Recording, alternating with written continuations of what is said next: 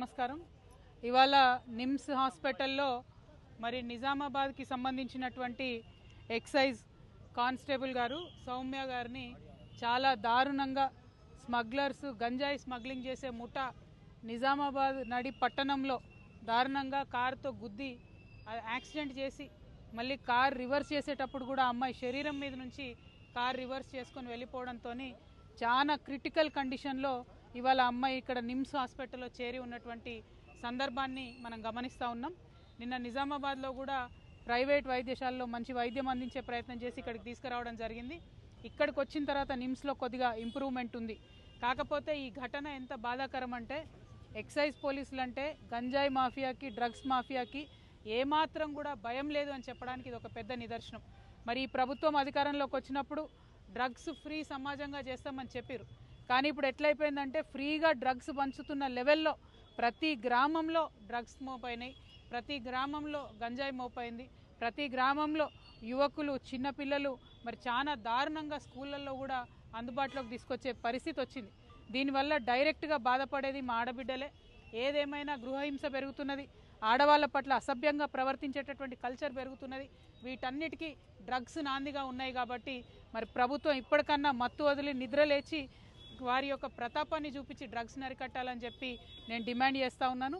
Excise అధికారులకి ఇదివరకు ఉమ్మడి ఆంధ్రప్రదేశ్లో ఉన్నప్పుడు వారికి కూడా వెపన్స్ ట్రైనింగ్ ఉంటుంది, గన్స్ ఉంటాయి.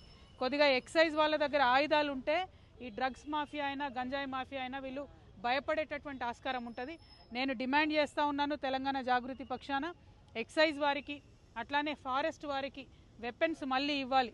వారికి ట్రైనింగ్లోనే వారికి శిక్షణ ఇస్తారు, కానీ వారి దగ్గర వెపన్స్ లేకపోవడంతో ఈ స్మగ్లర్లకు డ్రగ్స్ పెడ్లర్లకు అరాచకాలు ఎక్కువైనాయి. కాబట్టి వెపన్స్ ఇవ్వాలని చెప్పి నేను డిమాండ్ చేస్తున్నాను. మరి తెలంగాణ జాగృతి నాయకులకు కార్యకర్తలకు మేము పిలుపునిస్తూ ఉన్నాం. ఎక్కడికక్కడ గ్రామాలలో జిల్లాలలో కూడా డ్రగ్స్ మహమ్మారి పెరిగిపోతూ ఉంది. కాబట్టి మీరు చాలా షార్ప్గా ఉండండి. మరి పోలీసు వాళ్ళకి ఎక్కడికక్కడ సమాచారం అందించండి. దయచేసి యువతలో మంచి దృక్పథాన్ని పెంపొందించే ప్రయత్నం మనం చేద్దామని ఈ సందర్భంగా తెలియజేస్తూ ఉన్నాను. Thank you. జై తెలంగాణ.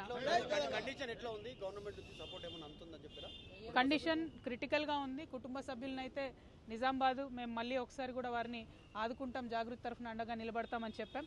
ప్రభుత్వము డిపార్ట్మెంట్ వైద్యం అందిస్తూ ఉన్నారు.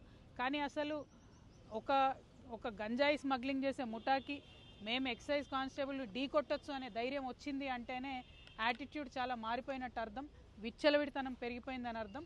దాన్ని ఖచ్చితంగా తగ్గించాలి, లేకపోతే సమాజంలో అందరికీ కూడా నష్టం జరిగే పరిస్థితి వస్తుందని నేను భావిస్తూ ఉన్నాను. మేడం సంతోష్ రావు గారికి సిట్ నోటీసులు ఇచ్చింది ఈరోజు 3 గంటలకు రమ్మని. దాని మీద ఇవాళ బీఆర్ఎస్ పార్టీ అదేవిధంగా బీఆర్ఎస్ పార్టీ అధ్యక్షులు గౌరవనీయులు ఉద్యమ నాయకులు ఉద్యమకారులకు దూరమైనరంటే, పేద ప్రజలకు దూరమైనరంటే, అమరవీరుల కుటుంబాలకు దూరమైనరంటే, పెద్ద పెద్ద నాయకులు గద్దర్ గారు లాంటి వాళ్ళు గేట్ బయట ఉండే పరిస్థితి వచ్చిందంటే, ఈటెల రాజేందర్ గారు లాంటి వాళ్ళు పార్టీ వీడే పరిస్థితి వచ్చిందంటే, ఈ అన్ని దుర్మార్గాలకు కూడా సెంటర్ పాయింట్ మొదటి దయ్యం ఈ సంతోష్ రావు అనేటటువంటి వ్యక్తి.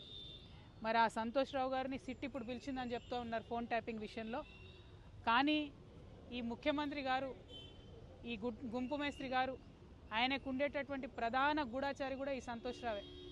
ఫామ్ హౌస్లో కేసీఆర్ గారు సగం ఇడ్లీ తిన్నారా ఫుల్ ఇడ్లీ తిన్నారా అనే ఇన్ఫర్మేషన్ గుంపు మేస్త్రికి ఇచ్చేదే ఈయన. మరి గుంపు మేస్త్రి గారి ఆయన గూఢాచారిని శిక్ష వేస్తాడా లేదా నాకు తెలియదు, నాకైతే నమ్మకం లేదు. సిట్టు పిలవడం వరకు బాగానే ఉంది, తదుపరి చర్యలు ఎట్లుంటాయనేటటువంటి అంశాన్ని చూడాలి. అదేవిధంగా మరి బీఆర్ఎస్ పార్టీ కార్యకర్తల నాయకులు కూడా గమనించుకోవాలి. ఇటువంటి దుర్మార్గుడికి హరీష్ రావు గారు కేటీఆర్ గారు ట్వీట్స్ చేపెట్టి వత్తాసు పలకడం ఎందుకో అర్థమైతలేదు నాకు. మొత్తం పార్టీలో అనేక మంది నాయకులకు కన్నీళ్లు తెప్పించి రక్త కన్నీరు పెట్టించినటువంటి దుర్మార్గుడు, మొదటి దయ్యం, నేను ముందు నుంచి చెప్తున్నటువంటి దయ్యం ఈ వ్యక్తి. మరి ఈ వ్యక్తి ఇవాళ వచ్చిండంటే చట్టం కరెక్ట్గా తన పని చేస్తే శిక్ష ఖచ్చితంగా పడుతుంది. కానీ గుంపు మేస్త్రి గారు ఈ గూఢాచారిని కాపాడుకుంటాడని చెప్పి నేను అనుకుంటా ఉన్నాను.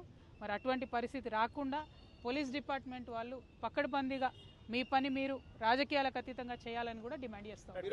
టానిక్ విషయంలో కానీ గతంలో ఆయన మీద వచ్చిన అవినీతి ఆరోపణల పైన కూడా ముఖ్యమంత్రి చర్యలు తీసుకోలేకపోయిండు, ఇంటర్నల్ ములాఖత్ అయిపోయిందని మీరు గతంలో ఆరోపించారు. ఇంత చెప్తా ఉన్నారు. మరి కేసీఆర్కి తెలియదా? కేసీఆర్ పక్కనే ఉంటున్నారు కదా సంతోష్ రావు గారు. నేనేమంటున్నా అంటే ఒక్కొక్కసారి మన నీడను కూడా మనము గుర్తుపుంచలేనటువంటి పరిస్థితి వస్తుంది. మన చుట్టూ ఉన్నటువంటి వాళ్ళు మన కళ్ళను కప్పేసేటటువంటి పరిస్థితి కూడా ఒక్కొక్కసారి వస్తుంది. మరి అటువంటి పరిస్థితుల్లో ఉద్యమకారులకు దూరమయ్యి అలా బీఆర్ఎస్ పార్టీ ఓడిపోయి ఆగమయ్యే పరిస్థితి వచ్చింది. మరి ఉద్యమకారులకు ఉద్యమ నేతను దూరం చేసిన పాపం మాత్రం ఈ దయ్యాన్ని వదిలిపెట్టదని నేను అనుకుంటా ఉన్నాను. కానీ మళ్ళీ చెప్తున్నా, నేను గుంపు మేస్త్రి మీద నాకు నమ్మకం లేదు. గుంపు మేస్త్రి గారి గూఢచారి ఆయనను కాపాడుకుంటాడనేటటువంటి ఒక భయం అయితే నాకుంది. అందుకే నేను డిపార్ట్మెంట్ వాళ్ళకి అప్పీల్ చేస్తూ ఉన్నాను, పక్కడబందీగా వెనకాల ఏముందో ఇన్వెస్టిగేట్ చేసి తీయండి. Thank you. జై తెలంగాణ. గతంలో మీ ఫోన్లు, మీ కుటుంబ సభ్యుల ఫోన్లు కూడా ట్యాప్ అయినటువంటి అనుమానాలు మీరు వ్యక్తం చేశారు. మీకు కూడా సిట్ నోటీసులు ఇస్తుంది అనుకోవచ్చా? చూద్దాం ఏమవుతుందో, నాకైతే తెలియదు. Thank you. జై తెలంగాణ.